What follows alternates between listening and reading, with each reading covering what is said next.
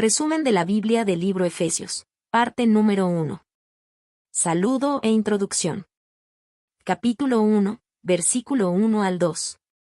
Introducción. Bienvenido a este audiolibro basado en la carta del apóstol Pablo a los Efesios, una de las epístolas más profundas y ricas del Nuevo Testamento. En ella, el Espíritu Santo revela verdades eternas que fortalecen la fe, afirman la identidad del creyente y enseñan cómo vivir conforme al propósito de Dios. Antes de adentrarnos en las grandes enseñanzas sobre la Iglesia, la gracia, la unidad y la vida cristiana práctica, somos guiados a comenzar con algo esencial: quienes somos en Cristo Jesús. Pablo no inicia esta carta corrigiendo errores ni resolviendo conflictos específicos. Comienza recordando a los creyentes su posición espiritual, porque toda vida transformada nace de una identidad bien establecida. En tan solo 2 versículos, el apóstol establece el fundamento sobre el cual se edificará todo el mensaje de Efesios. Este saludo no es una formalidad cultural ni una introducción superficial. Es una declaración espiritual cargada de autoridad, propósito y bendición divina. Pablo nos presenta al mensajero, a los destinatarios y al origen de toda bendición, Dios mismo. Aquí se nos recuerda que la fe cristiana no comienza con lo que hacemos, sino con lo que Dios ha hecho por nosotros. Somos llamados, apartados y sostenidos por su gracia. Nuestra identidad no depende de nuestras circunstancias, de nuestro pasado o de nuestras obras, sino de nuestra relación con Cristo. Por eso, al escuchar estos versículos, hagámoslo con un corazón atento y reverente. No son solo palabras antiguas, sino verdades vivas que siguen hablando hoy. En este saludo inicial, Dios nos recuerda quiénes somos, a quién pertenecemos y de dónde proviene la gracia y la paz que sostienen nuestra vida. Preparemos nuestro corazón, porque al comprender nuestra identidad en Cristo, estaremos listos para recibir todo lo que esta carta tiene para enseñarnos. Saludo e introducción. Efesios 1, versículo 1 al 2. Pablo inicia esta carta presentándose como apóstol de Jesucristo por la voluntad de Dios. Con estas palabras, deja claro que su autoridad no proviene de títulos humanos ni de reconocimiento religioso. Su llamado tiene un origen celestial. Él no se asignó esta misión, ni la recibió por herencia o esfuerzo propio, fue Dios mismo quien lo escogió, lo transformó y lo envió. Esta declaración es profundamente significativa, porque revela una verdad que atraviesa toda la vida cristiana: Dios es quien llama y capacita. El ministerio de Pablo nace de la gracia soberana de Dios, no del mérito humano. Aquel que antes perseguía a la Iglesia ahora es instrumento del mensaje que antes rechazaba. Esto nos recuerda que el llamado de Dios no depende de nuestro pasado, sino de su propósito eterno. Luego, Pablo dirige su mensaje a los santos y fieles en Cristo Jesús. Estas palabras encierran una identidad espiritual poderosa. Al llamar santos a los creyentes, Pablo no está describiendo una perfección moral absoluta, sino una posición espiritual. Ser santo significa haber sido apartado por Dios, escogido para pertenecerle y vivir para su gloria. Al mismo tiempo, los llama fieles. Esta fidelidad no se refiere a una vida sin fallas, sino a una relación constante de fe, dependencia y perseverancia en Cristo. Son personas que, a pesar de sus luchas, han decidido confiar en Él. Pablo reconoce su fe viva y su compromiso con el Señor. Esta identidad no está ligada a la ciudad de Efeso, ni a la cultura que los rodea, ni a sus historias personales. Está anclada en una verdad eterna y transformadora: están en Cristo Jesús. Esta expresión resume toda la vida cristiana. Estar en Cristo significa pertenecerle completamente, ser cubiertos por su justicia, vivir bajo su gracia y participar de todas sus promesas. Nuestra verdadera identidad no se encuentra en lo que hacemos, sino en aquel a quien pertenecemos. Finalmente, Pablo pronuncia una bendición que encierra el corazón del Evangelio. Gracia y paz a vosotros. La gracia es el favor inmerecido de Dios que nos alcanza, nos perdona y nos salva. Es el inicio de la vida cristiana. La paz es el resultado de esa gracia, una relación restaurada con Dios, una paz interior que no depende de las circunstancias, sino de la obra de Cristo en la cruz. Ambas bendiciones proceden de Dios nuestro Padre y del Señor Jesucristo, recordándonos que toda bendición espiritual tiene su origen en Dios. No es algo que se gane, sino algo que se recibe. Este saludo no es solo una introducción, sino una proclamación de vida, identidad y esperanza. Así, desde las primeras palabras de esta carta, Pablo establece el fundamento de todo lo que vendrá después. Un pueblo llamado por gracia, viviendo en paz, y afirmado en su identidad en Cristo Jesús. Conclusión. En este breve pero poderoso saludo, el apóstol Pablo nos recuerda una verdad que tiene el poder de transformar completamente nuestra manera de vivir. No somos definidos por lo que hacemos, sino por quienes somos en Cristo Jesús. Antes de cualquier llamado a obedecer, servir o crecer, Dios afirma nuestra identidad. La vida cristiana comienza con lo que Dios declara sobre nosotros, no con lo que nosotros intentamos demostrar. Somos llamados por su voluntad, apartados por su gracia y sostenidos cada día por su fidelidad. Nada de lo que somos en Cristo es producto del esfuerzo humano, todo es resultado del amor soberano de Dios. Incluso en nuestras debilidades, su gracia permanece firme, recordándonos que pertenecemos a Él. Vivimos bajo su paz, no como una emoción pasajera ni como un alivio momentáneo, sino como una realidad profunda y permanente para todo aquel que está en Cristo Jesús. Esta paz nace de una relación restaurada con Dios, y se mantiene aún en medio de las pruebas, porque no depende de las circunstancias, sino de la obra consumada de Cristo. Al avanzar en esta carta, llevemos este fundamento grabado en el corazón: somos santos por gracia, fieles por fe y bendecidos por un Dios que nos llama por amor. Desde esta identidad fluirán la unidad, la obediencia, la santidad y la vida transformada que Pablo desarrollará más adelante. Que cada palabra que siga edificando tu fe encuentre un corazón seguro en Cristo. Y que la gracia y la paz de nuestro Señor Jesucristo continúen guiando tu vida, fortaleciendo tu caminar y afirmando tu esperanza, hoy y siempre. Resumen de la Biblia del libro Efesios. Parte número 2. Bendiciones espirituales en Cristo. Capítulo 1, versículo 3 al 14. Introducción. En este pasaje glorioso de la carta a los Efesios, el apóstol Pablo nos invita a levantar la mirada por encima de lo visible y temporal, y a contemplar las realidades eternas que Dios ha preparado para aquellos que están en Cristo. Después de afirmar con claridad quiénes somos como creyentes, ahora nos guía a descubrir todo lo que Dios, por pura gracia, ya nos ha concedido en Él. Aquí no encontramos promesas centradas en bienes materiales ni en éxitos pasajeros. Pablo nos habla de riquezas espirituales eternas, bendiciones que no se desgastan con el tiempo ni dependen de las circunstancias. Son dones que nacen del corazón de Dios y que tienen su origen en la eternidad pasada, su manifestación en Cristo y su cumplimiento final en la gloria futura. Efesios 1, versículo 3 al 14 es mucho más que una explicación doctrinal, es un himno de alabanza, una declaración continua de gratitud y adoración. En el idioma original, estos versículos forman una sola oración extensa, como si Pablo, lleno del Espíritu Santo, no pudiera detenerse al contemplar la grandeza del plan de Dios. Cada palabra fluye como un canto que exalta la gracia divina. En este pasaje aprendemos que la vida cristiana no comienza con escasez, temor o incertidumbre, sino con abundancia espiritual. No comienza con el esfuerzo humano intentando alcanzar a Dios, sino con la iniciativa soberana de un Dios que nos alcanzó primero. Cada bendición que Pablo menciona tiene un mismo origen y un mismo centro: estar en Cristo Jesús. Al escuchar este mensaje, somos llamados no solo a comprenderlo con la mente, sino a abrazarlo con el corazón. Estas palabras nos recuerdan que somos un pueblo elegido, amado y asegurado por Dios desde antes de la fundación del mundo. Por eso, acerquémonos a este pasaje con un espíritu humilde y agradecido, permitiendo que la verdad de estas bendiciones fortalezca nuestra fe y despierte en nosotros una vida de adoración. Bendiciones espirituales en Cristo.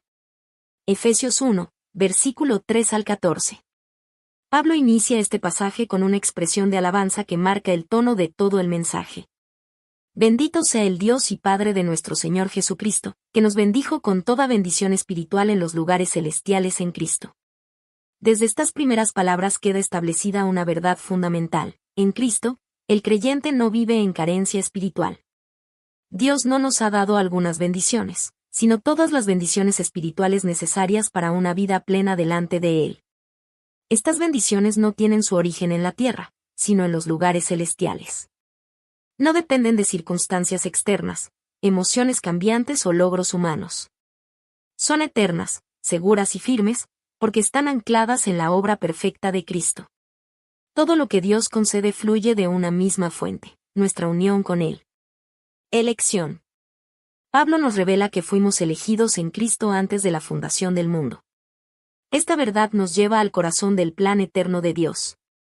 Antes de que existiéramos, antes de nuestras decisiones y obras, Dios ya había puesto su amor sobre nosotros. Esta elección no se basa en méritos humanos ni en esfuerzos religiosos, sino en su gracia soberana. El propósito de esta elección es claro: ser santos y sin mancha delante de Él. Dios no solo nos salva del pecado, sino que nos llama a una vida transformada que refleje su carácter. Esta verdad produce humildad, porque no hay lugar para el orgullo; seguridad, porque nuestra salvación descansa en Dios; y gratitud, porque pertenecemos a Él por su amor eterno. Adopción. Además de elegirnos, Dios nos predestinó para ser adoptados como hijos suyos por medio de Jesucristo. La adopción es una de las expresiones más profundas del amor de Dios. Ya no somos extraños ni enemigos, ahora somos hijos amados y aceptados en su familia. Como hijos, tenemos acceso directo al Padre, podemos acercarnos con confianza y vivir en una relación íntima con Él. La adopción nos otorga una nueva identidad y una herencia segura. Ya no vivimos con temor ni orfandad espiritual, sino con la certeza de que somos amados y cuidados por nuestro Padre Celestial. Redención. Pablo continúa declarando que en Cristo tenemos redención por su sangre. La redención implica liberación y rescate. Estábamos cautivos del pecado, incapaces de salvarnos por nosotros mismos, pero Cristo pagó el precio completo con su propia vida. La cruz es la evidencia suprema del amor de Dios. Allí, Jesús tomó nuestro lugar y cargó con lo que nos separaba del Padre. Esta redención no es simbólica ni incompleta, es real, poderosa y eterna. Hemos sido comprados para vivir en libertad y obediencia a Dios. Perdón. Junto con la redención, recibimos el perdón de los pecados, conforme a las riquezas de la gracia de Dios. Este perdón no es limitado ni condicionado por nuestro desempeño. Es total, definitivo y suficiente. En Cristo, nuestro pasado ya no nos condena. La culpa ha sido removida y la deuda cancelada. Somos limpiados, restaurados y reconciliados con Dios. Este perdón trae descanso al alma y nos permite vivir con un corazón libre y agradecido. Herencia. Pablo afirma que en Cristo hemos recibido herencia. Como hijos adoptados, no solo somos aceptados, sino también herederos de las promesas de Dios. Esta herencia no se limita a lo terrenal ni a lo temporal, apunta a la gloria futura y a la vida eterna. Somos coherederos con Cristo y partícipes del plan eterno de Dios, quien obra todas las cosas conforme al designio de su voluntad. Esta herencia nos llena de esperanza y nos recuerda que nuestro destino final está seguro en Él. Sellados con el Espíritu Santo. Finalmente, Pablo declara que los creyentes han sido sellados con el Espíritu Santo de la promesa. El sello representa propiedad, seguridad y autenticidad. El Espíritu Santo habita en nosotros como garantía de que pertenecemos a Dios. Él es las arras de nuestra herencia, la confirmación de que Dios cumplirá todo lo que ha prometido. Su presencia nos guía, nos fortalece y nos transforma, asegurando que la obra que Dios comenzó en nosotros, Él mismo la perfeccionará hasta el día final. Todo lo que somos y todo lo que tenemos proviene de estar en Cristo. Cada bendición espiritual, cada promesa y cada esperanza están inseparablemente unidas a nuestra relación con Él. Fuera de Cristo no hay verdadera riqueza, en Cristo, lo tenemos todo. Conclusión. Efesios 1, versículo 3 al 14 nos recuerda con claridad que la vida cristiana no se construye desde la escasez, el temor o la incertidumbre, sino desde la abundancia de la gracia de Dios. En Cristo hemos sido elegidos antes de la fundación del mundo, adoptados como hijos amados, redimidos por su sangre, perdonados conforme a las riquezas de su gracia. Hechos herederos de sus promesas eternas y sellados con el Espíritu Santo como garantía segura de todo lo que Dios ha preparado para nosotros. Estas verdades nos aseguran que no caminamos solos ni desprotegidos. Nuestra vida está sostenida por un Dios fiel que cumple su palabra. Aún en medio de las pruebas, podemos vivir con confianza, sabiendo que nuestra identidad y nuestro futuro están firmemente anclados en Cristo Jesús. Las bendiciones espirituales que hemos recibido no dependen de nuestras circunstancias externas, de nuestras emociones cambiantes ni de nuestros logros personales. Descansan en una verdad inmutable y eterna: estamos en Cristo. Y porque estamos en Él, nada puede separarnos del amor de Dios ni robarnos la esperanza que Él nos ha dado. Al comprender estas riquezas espirituales, nuestro corazón es movido naturalmente a la alabanza, a la gratitud y a una vida que refleja la gloria de Dios. Vivimos no para ganar su favor, sino porque ya hemos sido alcanzados por su gracia. Cada día se convierte en una oportunidad para honrarlo con una fe viva y una obediencia nacida del amor. Que este mensaje fortalezca tu fe, afirme tu identidad y renueve tu esperanza. Y que nunca olvides esta verdad eterna: en Cristo, ya has sido ricamente bendecido, para la alabanza de la gloria de su gracia, hoy y por siempre. Resumen de la Biblia del libro Efesios. Parte número 3. Oración por sabiduría y revelación espiritual. Capítulo 1, versículo 15 al 23. Introducción. Después de proclamar con gozo y autoridad las bendiciones espirituales que tenemos en Cristo, el apóstol Pablo no continúa inmediatamente con nuevas instrucciones o exhortaciones. Antes de avanzar, se detiene a hacer algo esencial: orar por los creyentes. Este detalle revela una verdad profunda de la vida cristiana: las realidades espirituales no se comprenden plenamente solo con la mente, sino con un corazón iluminado por Dios. Pablo sabe que conocer las verdades del Evangelio no es suficiente si éstas no descienden al interior del alma. Por eso, no ora para que los creyentes reciban más información, sino para que reciban sabiduría y revelación espiritual. Él entiende que solo el Espíritu Santo puede abrir los ojos del corazón para que podamos ver, valorar y vivir conforme a lo que Dios ya nos ha dado en Cristo. En Efesios 1, versículo 15 al 23 encontramos una de las oraciones más profundas y completas del Nuevo Testamento. No es una oración enfocada en problemas externos, necesidades materiales o circunstancias temporales. Es una oración que apunta al crecimiento interior, a la madurez espiritual y a una comprensión más profunda del propósito eterno de Dios. Pablo ora para que los creyentes comprendan la esperanza a la que han sido llamados, el valor eterno que tienen delante de Dios y el poder divino que opera en ellos. Esta oración nos invita a vivir con una fe firme, con una identidad segura y con una esperanza que no depende de lo que vemos, sino de lo que Dios ha prometido. Al escuchar esta oración, somos invitados a hacerla nuestra. Acerquémonos con un corazón humilde y receptivo, permitiendo que el mismo Espíritu que inspiró estas palabras ilumine nuestra mente, fortalezca nuestra fe y nos guíe a vivir bajo el señorío de Jesucristo, cabeza de la Iglesia. Oración por sabiduría y revelación espiritual. Efesios 1, versículo 15 al 23. Pablo comienza esta oración expresando gratitud. Al escuchar acerca de la fe en el Señor Jesucristo y del amor hacia todos los santos, declara que no cesa de dar gracias a Dios por ellos. Antes de presentar cualquier petición, Pablo reconoce la obra de Dios ya manifiesta en sus vidas.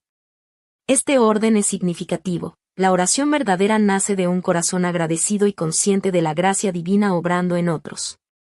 Con esta actitud, Pablo nos enseña que el crecimiento espiritual no comienza con la corrección, sino con el reconocimiento de lo que Dios ya está haciendo. La fe y el amor que ve en los creyentes son evidencia viva de la obra del Espíritu Santo, y por ello, su oración se eleva desde la gratitud y no desde la queja. Sabiduría y revelación.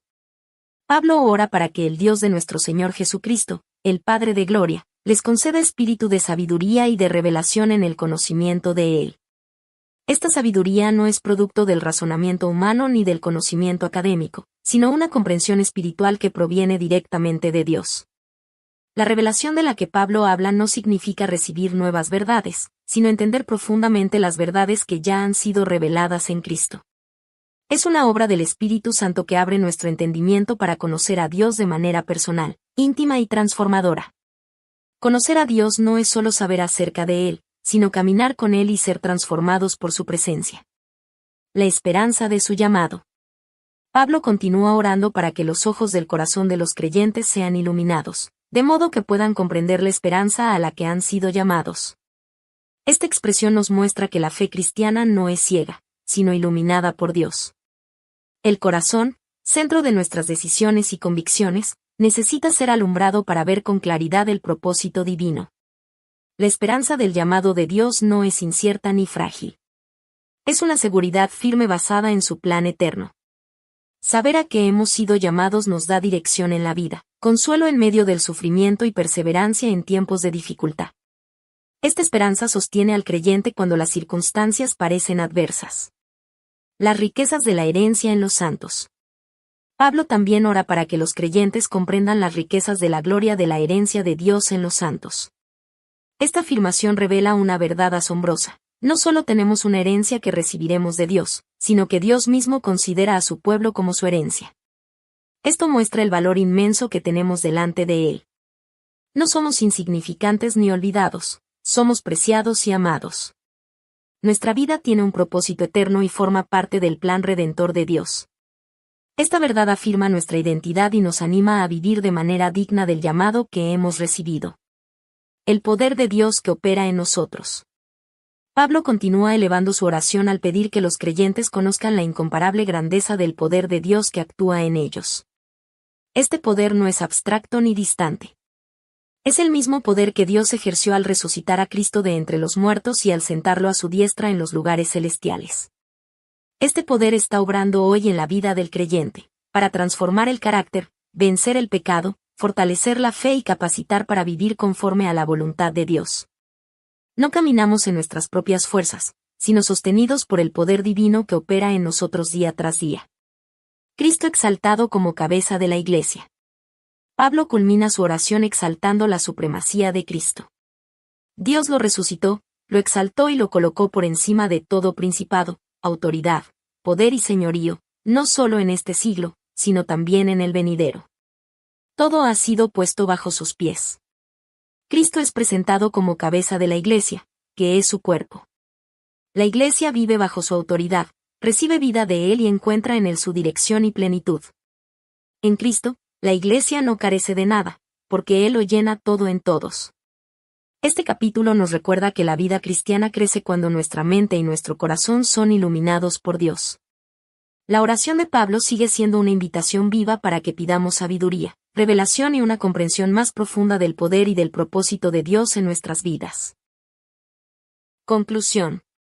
Efesios 1, versículo 15 al 23 nos enseña que la vida cristiana crece y se fortalece cuando nuestra mente y nuestro corazón son iluminados por Dios.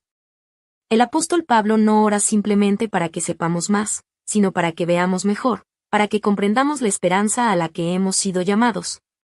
El valor eterno que tenemos delante de Dios y la grandeza del poder divino que actúa en nosotros cada día. Esta oración nos recuerda que no caminamos en nuestras propias fuerzas ni dependemos de nuestra capacidad humana.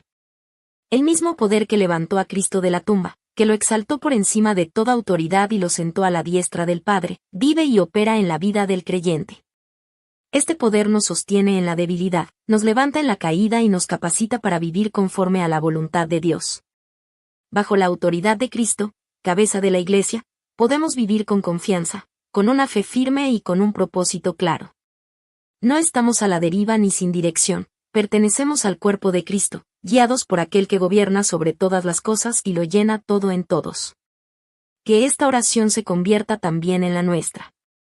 Que cada día pidamos a Dios que ilumine los ojos de nuestro corazón, que fortalezca nuestra esperanza y que nos permita vivir conscientes de su poder obrando en nosotros. Y que, bajo el señorío de Jesucristo, caminemos con fe, obediencia y descanso, hoy y siempre. Resumen de la Biblia del libro Efesios, parte número 4. De muerte espiritual a vida en Cristo. Capítulo 2, versículo 1 al 10. Introducción. En uno de los pasajes más claros, profundos y transformadores del Nuevo Testamento, el apóstol Pablo nos invita a contemplar el corazón mismo del Evangelio, la salvación por gracia. En Efesios 2, versículo 1 al 10, el apóstol describe con palabras sencillas pero poderosas el cambio radical que ocurre cuando una persona pasa de la muerte espiritual a la vida nueva en Cristo Jesús. Este texto nos confronta con una verdad que a menudo olvidamos. Antes de Cristo no estábamos simplemente perdidos o equivocados, sino espiritualmente muertos, incapaces de salvarnos a nosotros mismos. Pablo no suaviza nuestra condición pasada, porque solo al entender la profundidad de nuestra necesidad podemos apreciar la grandeza de la gracia de Dios. A lo largo de este pasaje, Se nos presenta un contraste claro y contundente, lo que éramos sin Cristo y lo que ahora somos en Él. Pasamos de la muerte a la vida, de la esclavitud a la libertad, de la condenación a la reconciliación. Y todo esto no ocurre por mérito humano, esfuerzo religioso o buenas obras, sino únicamente por la intervención misericordiosa de Dios. Efesios 2, versículo 1 al 10 también responde a una de las preguntas más importantes de la fe cristiana. ¿Cómo somos salvos? La respuesta es inequívoca, por gracia, mediante la fe.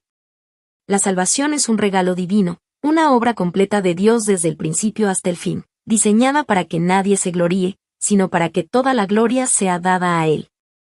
Escuchemos este mensaje con un corazón humilde y agradecido. Al hacerlo, recordaremos no solo de dónde venimos, sino también la gloriosa vida a la que hemos sido llamados en Cristo Jesús, una vida transformada, llena de esperanza y propósito, creada para reflejar la riqueza de la gracia de Dios. De muerte espiritual a vida en Cristo. Antes, muertos en pecados. Pablo comienza describiendo con total claridad la condición del ser humano sin Cristo. Y Él os dio vida a vosotros, cuando estabais muertos en vuestros delitos y pecados. Estar muerto espiritualmente no significa dejar de existir, sino vivir separado de Dios, sin comunión con Él y sin capacidad espiritual para responder a su verdad. Antes de Cristo, el ser humano vive bajo el dominio del pecado, esclavo de una naturaleza caída que lo aleja continuamente de la voluntad de Dios. Pablo explica que esta muerte espiritual se manifiesta en una forma de vida que sigue el curso de este mundo, influenciada por valores contrarios a Dios y dominada por deseos desordenados del corazón. No se trata únicamente de acciones externas, sino de una condición interna, una vida centrada en el yo y no en Dios. El apóstol deja claro que esta era la condición de todos, sin excepción. No hay distinción entre personas mejores o peores. Toda la humanidad está afectada por el pecado y, por lo tanto, necesita desesperadamente la intervención divina. Sin Cristo, el ser humano no solo está perdido, sino incapaz de salvarse a sí mismo. Esta realidad nos confronta con humildad, porque revela que nuestra necesidad no era de orientación, sino de resurrección espiritual. Ahora, vivos en Cristo. En medio de esta descripción tan seria y oscura, Pablo introduce una de las expresiones más poderosas y llenas de esperanza de toda la Escritura. Pero Dios. Estas dos palabras marcan un giro absoluto. Donde no había esperanza, Dios intervino. Donde reinaba la muerte, Él trajo vida. Pablo declara que Dios, rico en misericordia y movido por su gran amor, actuó a favor de quienes no podían hacer nada por sí mismos. Aunque estábamos muertos en pecados, Dios nos dio vida juntamente con Cristo. Esta nueva vida no es una simple mejora moral ni un cambio superficial, es una resurrección espiritual. Así como Cristo fue levantado de entre los muertos, también nosotros hemos sido levantados a una nueva vida en Él. Pablo va aún más lejos y afirma que, en Cristo, somos sentados en los lugares celestiales. Esto significa que ahora compartimos una nueva posición espiritual, una identidad transformada y una relación restaurada con Dios. Ya no somos definidos por nuestro pasado, sino por la obra completa de Cristo. Salvación por gracia mediante la fe. Pablo resume esta verdad gloriosa con uno de los pasajes más centrales y amados de la fe cristiana. Efesios 2, versículo 8 y 9. Porque por gracia sois salvos por medio de la fe, y esto no de vosotros, pues es don de Dios, no por obras, para que nadie se gloríe. La salvación es totalmente una obra de Dios. La gracia es su favor inmerecido, otorgado libremente a quienes no podían ganarlo. La fe no es una obra meritoria, sino la mano extendida que recibe el regalo divino. Pablo enfatiza que la salvación no proviene de obras humanas, para que nadie pueda jactarse delante de Dios. Todo orgullo queda excluido, y toda la gloria pertenece únicamente a Él. La salvación no exalta al ser humano, exalta la misericordia, el amor y el poder de Dios. Creados para buenas obras. El pasaje concluye con una verdad que equilibra perfectamente la enseñanza de la gracia. Pablo afirma que somos hechura de Dios, creados en Cristo Jesús para buenas obras que Él preparó de antemano para que anduviéramos en ellas. Esto nos muestra que la gracia no nos lleva a una vida sin propósito, sino a una vida transformada. Las buenas obras no son la causa de nuestra salvación, sino su resultado natural. Son el fruto visible de una vida que ha sido resucitada espiritualmente. Ahora vivimos no para ganar el favor de Dios, sino para reflejar su gracia. Nuestra vida se convierte en un testimonio vivo de lo que Dios puede hacer cuando lleva a una persona de la muerte espiritual a la vida en Cristo. Conclusión. Efesios 2, versículo 1 al 10 nos confronta y nos consuela con una verdad central del Evangelio. La salvación es una obra completa y perfecta de Dios, desde el principio hasta el fin. No comenzó con nosotros ni depende de nuestras fuerzas. Estábamos muertos en pecados, separados de Dios y sin capacidad para cambiar nuestra condición, pero Él, en su inmenso amor y rica misericordia, decidió intervenir. Dios no solo nos perdonó, nos dio vida. Nos levantó de la muerte espiritual y nos unió a Cristo, otorgándonos una nueva identidad, una nueva posición y un nuevo propósito. La gracia no nos encontró fuertes, sino necesitados, no nos llamó por mérito, sino por amor. Todo lo que somos ahora es resultado de su iniciativa divina. Hoy vivimos no por nuestras obras, sino por su amor inquebrantable. No por nuestro esfuerzo religioso, sino por su misericordia abundante. Hemos sido salvados por gracia, sostenidos por la fe y transformados por el poder de Dios que actúa en nosotros. Esta verdad nos libera del orgullo y también de la culpa, porque sabemos que nuestra seguridad descansa en Cristo y no en nosotros mismos. Además, esta salvación nos llama a una vida con propósito. Hemos sido creados en Cristo Jesús para reflejar su gracia a través de buenas obras, no para ganar su favor, sino como evidencia de una vida nueva. Nuestra obediencia ahora fluye de un corazón agradecido y renovado. Que este mensaje afirme tu fe, fortalezca tu esperanza y llene tu corazón de gratitud profunda. Y que nunca olvides esta verdad eterna que transforma vidas. Por gracia has sido salvo, para vivir en la plenitud de la vida nueva que solo se encuentra en Cristo Jesús, hoy y para siempre. Resumen de la Biblia del libro Efesios, parte número 5. Unidad de judíos y gentiles en un solo cuerpo. Capítulo 2, versículo 11 al 22. Introducción.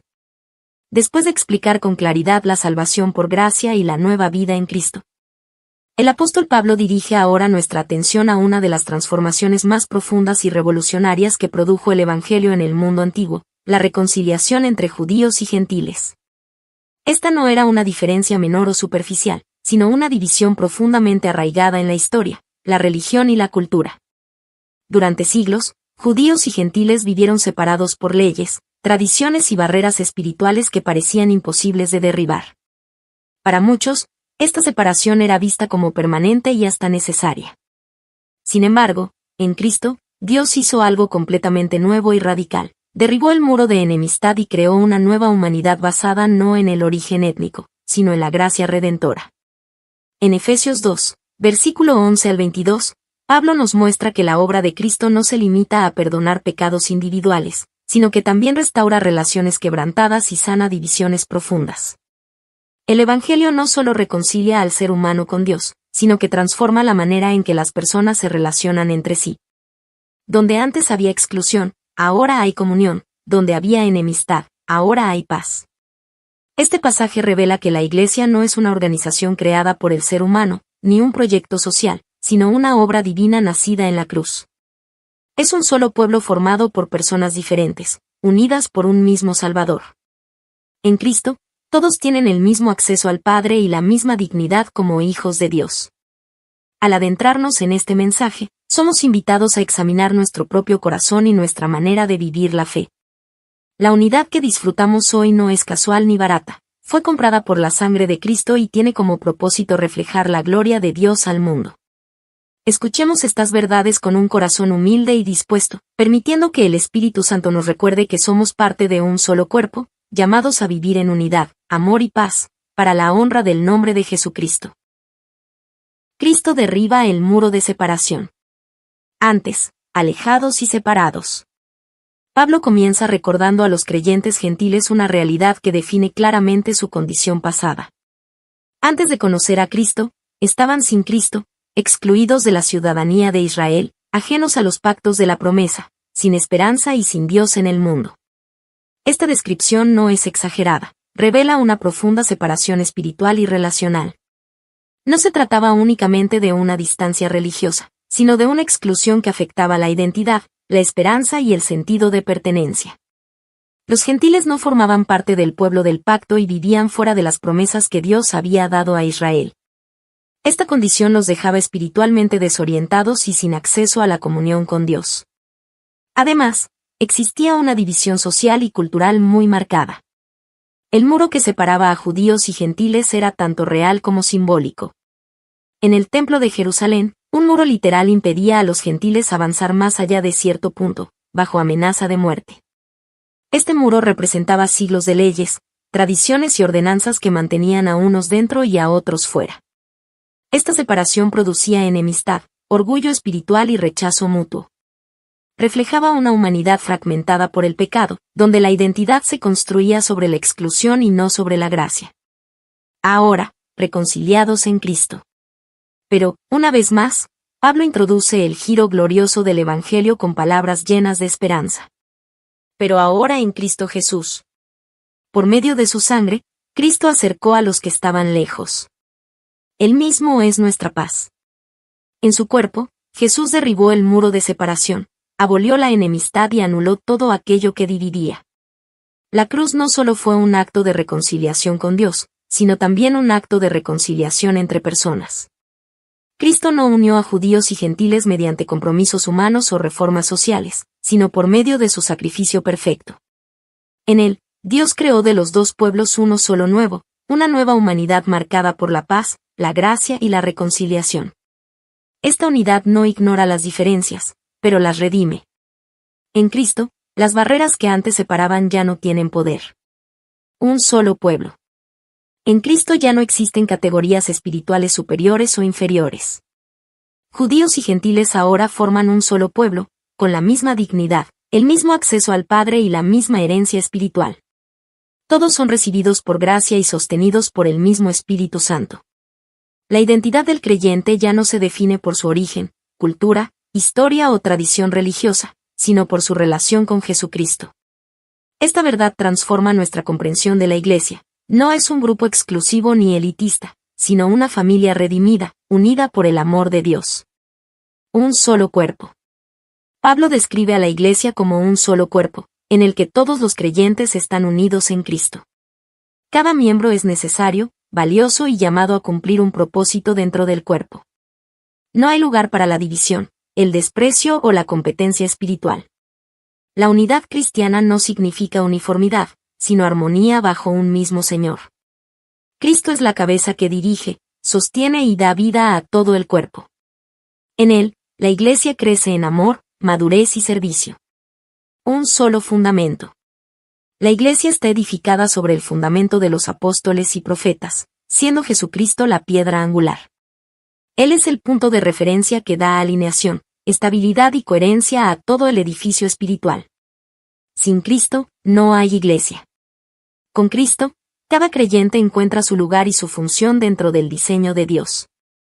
Este fundamento es firme, eterno e inamovible, asegurando que la obra de Dios permanecerá para siempre. La Iglesia como templo santo del Señor. Pablo culmina con una imagen gloriosa, la Iglesia como un templo santo. Ya no se trata de un edificio físico, sino de un pueblo vivo en el que Dios habita por su Espíritu. Cada creyente es una piedra viva, cuidadosamente colocada por Dios para formar una morada santa. Esto nos recuerda que la Iglesia no es solo un lugar al que asistimos, sino una realidad espiritual que vivimos cada día. Donde el pueblo de Dios camina en unidad, allí habita su presencia. Conclusión. Efesios 2, versículo 11 al 22 nos revela con claridad que el Evangelio es una obra de reconciliación total y profunda. En Cristo, los muros que durante siglos separaron a las personas han sido derribados, la enemistad ha sido vencida y una nueva humanidad ha sido creada por la gracia de Dios. Lo que antes estaba dividido por el pecado ahora ha sido unido por la cruz. Ya no somos extranjeros ni advenedizos. En Cristo hemos recibido una nueva identidad. Somos conciudadanos de los santos y miembros de la familia de Dios. Pertenecemos a un mismo pueblo, compartimos una misma fe y vivimos bajo una misma esperanza. Esta verdad transforma nuestra manera de vernos unos a otros y redefine lo que significa ser Iglesia. Somos un solo pueblo, un solo cuerpo y un solo edificio espiritual, firmemente fundamentados en Cristo Jesús, la piedra angular. Como iglesia, no estamos llamados simplemente a creer en la unidad, sino a vivirla activamente. La unidad cristiana no es solo una verdad doctrinal, sino un testimonio visible del poder del Evangelio para sanar, reconciliar y restaurar. Cuando la iglesia camina en unidad, el mundo puede ver el reflejo del amor de Dios. Cada acto de gracia, perdón y comunión proclama que Cristo vive y reina. Somos llamados a cuidar esta unidad con humildad, amor y obediencia, recordando que fue comprada a un alto precio, la sangre de Cristo. Que este mensaje nos anime a valorar profundamente la unidad que tenemos en Él y a vivir como un templo santo, donde Dios habita por su Espíritu. Para la gloria de aquel que nos reconcilió consigo mismo y nos hizo uno en Cristo Jesús, ahora y para siempre. Resumen de la Biblia del libro Efesios, parte número 6. El misterio del Evangelio revelado. Capítulo 3, versículo 1 al 13. Introducción. Después de enseñar sobre la unidad de judíos y gentiles en un solo cuerpo, el apóstol Pablo se detiene para explicar el fundamento espiritual de esa unidad. No se trata simplemente de una reconciliación social o cultural, sino de un propósito eterno diseñado por Dios desde antes de la creación. En Efesios 3, versículo 1 al 13, Pablo nos introduce a lo que él llama el misterio del Evangelio, una verdad que estuvo oculta por generaciones y que ahora ha sido revelada plenamente por Dios a través de Jesucristo. Cuando Pablo habla de un misterio, no se refiere a algo confuso, secreto o imposible de comprender. En el lenguaje bíblico, un misterio es una verdad divina que el ser humano no podría conocer por sí mismo, sino solo por revelación del Espíritu Santo. Este misterio no fue improvisado ni añadido después, siempre estuvo en el corazón de Dios, esperando el momento perfecto para ser manifestado. La revelación de este misterio muestra que el plan de Dios siempre fue incluir a todas las naciones en su obra redentora. Judíos y gentiles, antes separados, ahora son llamados a formar parte de un mismo cuerpo en Cristo. El Evangelio no es exclusivo ni limitado, sino universal en su alcance y profundo en su gracia. Además, este pasaje nos recuerda que Dios escoge a personas comunes, como Pablo, para dar a conocer verdades eternas. Aún en medio de prisiones y sufrimientos, el Evangelio avanza, mostrando que nada puede detener el propósito de Dios. Al escuchar este mensaje, somos invitados no solo a comprender una verdad doctrinal, sino a maravillarnos ante la sabiduría y la gracia de Dios. Descubrimos que el Evangelio no tiene fronteras culturales, sociales ni espirituales. Es un mensaje de esperanza, de reconciliación y de salvación ofrecido a todos los pueblos. Escuchemos con un corazón humilde y agradecido, permitiendo que esta verdad nos recuerde que somos parte de un plan eterno, revelado en Cristo, para la gloria de Dios y el bien de toda la humanidad. El misterio escondido y ahora revelado. El misterio oculto por generaciones. Pablo comienza identificándose como prisionero de Cristo Jesús por causa de los gentiles. Esta declaración es profundamente significativa. Pablo no se considera prisionero de Roma, ni víctima de las circunstancias, sino siervo de un plan divino. Su encarcelamiento no es una derrota ni un accidente, sino parte del propósito soberano de Dios para que el Evangelio llegue a más personas. Desde esta posición de aparente debilidad, Pablo explica que ha recibido por revelación el conocimiento de un misterio que en otros tiempos no fue dado a conocer. Esta verdad no nació de su razonamiento personal ni de una tradición humana, sino de una revelación directa de Dios por medio del Espíritu Santo.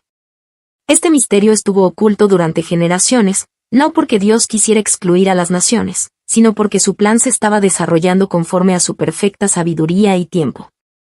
Dios iba revelando su propósito progresivamente, preparando el camino para la plenitud del Evangelio en Cristo.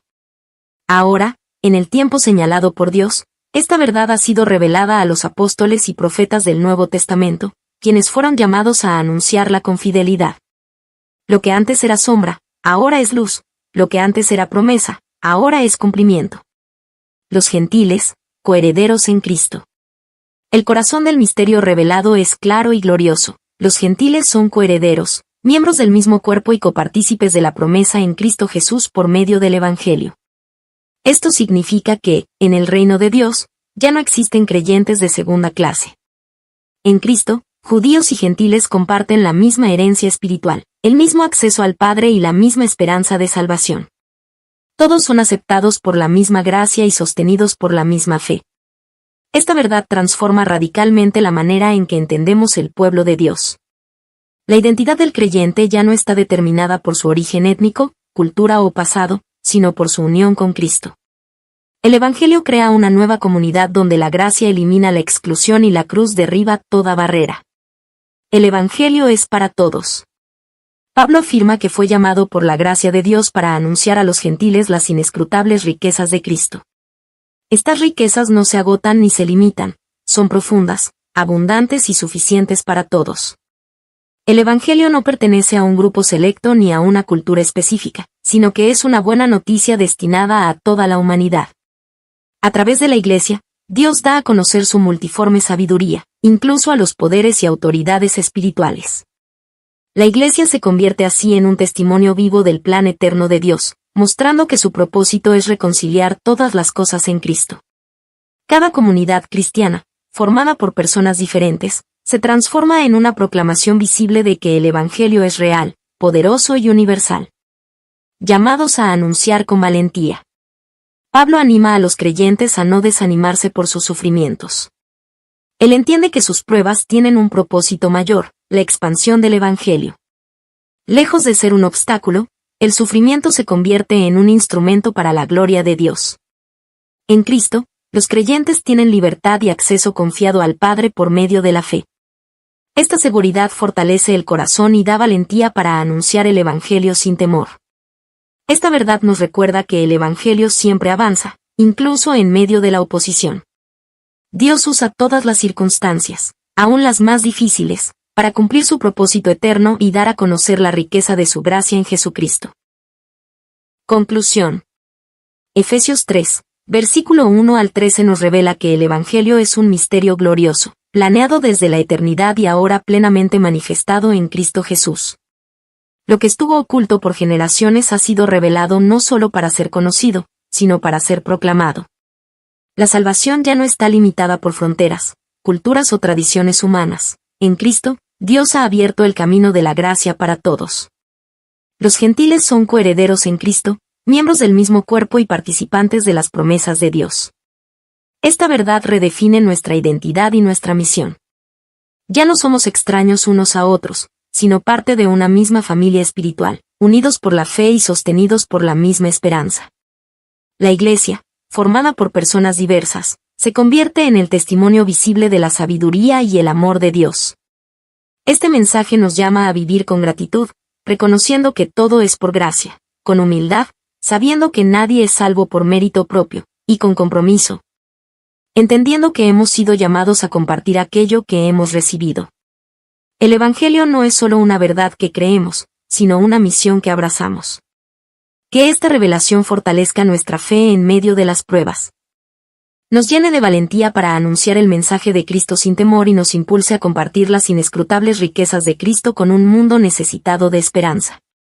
Para la gloria de Dios, que cumple su plan eterno en Jesucristo, y que sigue obrando hoy por medio de su Iglesia, hasta que todas las cosas sean reunidas en Él. Resumen de la Biblia del libro Efesios, parte número 7. Oración por fortaleza espiritual y amor. Capítulo 3, versículo 14 al 21. Introducción. Después de revelar el misterio del Evangelio y el plan eterno de Dios para todas las naciones, el apóstol Pablo hace una pausa significativa.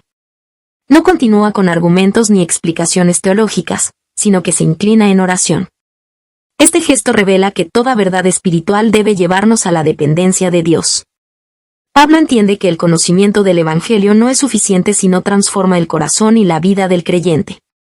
En Efesios 3, versículo 14 al 21 encontramos una de las oraciones más profundas, íntimas y poderosas de toda la Escritura. No es una oración centrada en necesidades materiales ni en cambios de circunstancias externas, sino en una obra interior que solo Dios puede realizar. Pablo ora por fortaleza espiritual, por una experiencia viva y profunda del amor de Cristo, y por una vida llena de la plenitud de Dios. Esta oración nos muestra el corazón pastoral de Pablo y, al mismo tiempo, revela el deseo de Dios para su pueblo.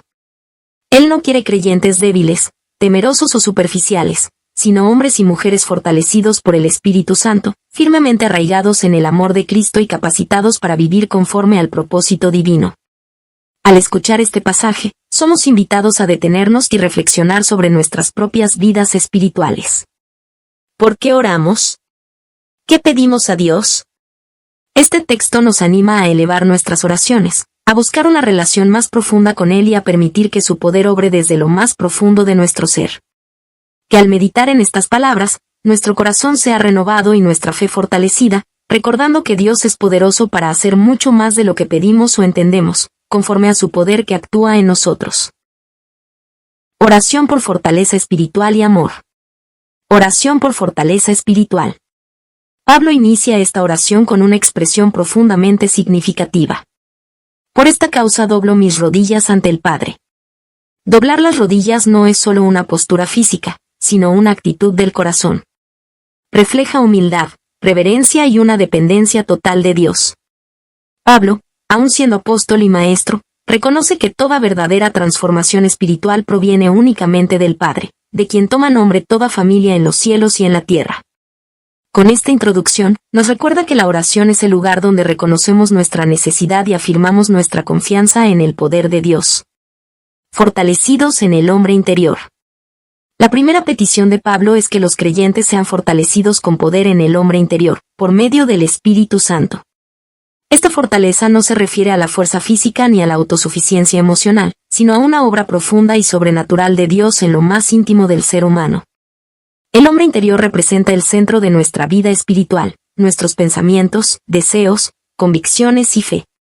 Cuando este interior es fortalecido por el Espíritu, el creyente puede permanecer firme frente a la tentación, soportar la prueba con esperanza, resistir el desánimo y crecer en madurez espiritual. No es una fortaleza que elimina las dificultades, sino una que nos capacita para atravesarlas con confianza y paz. Esta fortaleza espiritual es esencial, porque una vida cristiana saludable no se sostiene desde afuera hacia adentro, sino desde adentro hacia afuera. Cuando Dios obra en nuestro interior, toda nuestra manera de vivir comienza a reflejar su poder. Comprender y experimentar el amor de Cristo. La segunda petición de Pablo profundiza aún más. Él ora para que Cristo habite por la fe en los corazones de los creyentes, y para que estén arraigados y cimentados en amor. La imagen es clara, así como un árbol necesita raíces profundas para mantenerse firme, el creyente necesita estar firmemente establecido en el amor de Cristo. Pablo desea que los creyentes, junto con todos los santos, puedan comprender la anchura, la longitud, la profundidad y la altura del amor de Cristo. Estas dimensiones expresan la inmensidad de un amor que no tiene límites, que alcanza a todos, que perdona lo imperdonable y que permanece fiel aun cuando fallamos. Este amor sobrepasa todo conocimiento humano. No puede ser contenido solo por la mente, debe ser experimentado en el corazón. Conocer el amor de Cristo es vivir conscientes de que somos aceptados, perdonados, sostenidos y amados eternamente. Esta experiencia transforma la manera en que nos vemos a nosotros mismos, cómo tratamos a los demás y cómo enfrentamos la vida. Llenos de toda la plenitud de Dios. La oración de Pablo alcanza su punto más alto cuando pide que los creyentes sean llenos de toda la plenitud de Dios.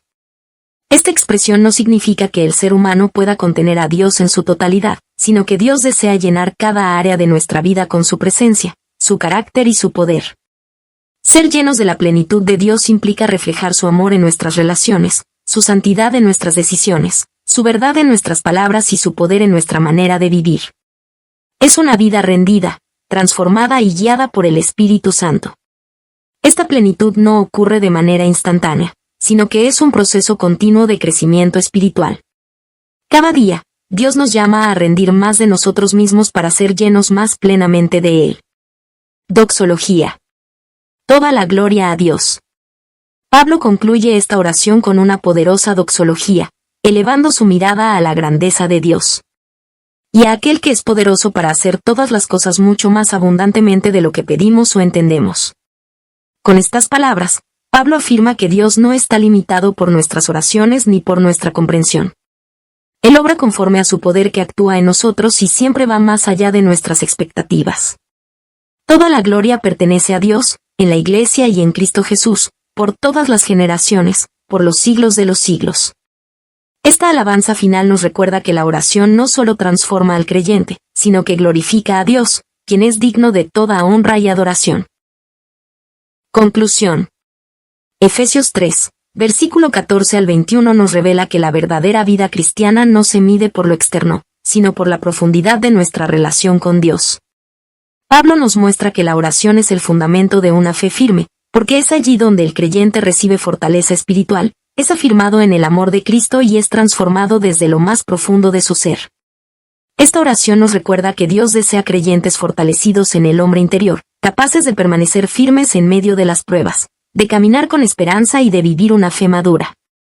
Nos enseña que el amor de Cristo no es solo una doctrina que aprendemos, sino una realidad que debemos experimentar cada día, un amor que nos envuelve, nos sostiene y nos da identidad. Ser llenos de toda la plenitud de Dios es el llamado supremo del creyente. Es vivir una vida rendida al Espíritu Santo, reflejando el carácter de Cristo en nuestras decisiones, actitudes y relaciones. No se trata de perfección humana, sino de una dependencia constante del poder de Dios que obra en nosotros mucho más abundantemente de lo que pedimos o entendemos. Que esta oración se convierta también en nuestra oración diaria. Que busquemos no solo respuestas, sino la presencia de Dios, no solo ayuda temporal, sino una transformación profunda. Y que nuestra vida, como iglesia y como hijos de Dios, sea un testimonio vivo de su amor, su poder y su gloria. A Él sea la gloria en la iglesia y en Cristo Jesús, por todas las generaciones, por los siglos de los siglos. Amén.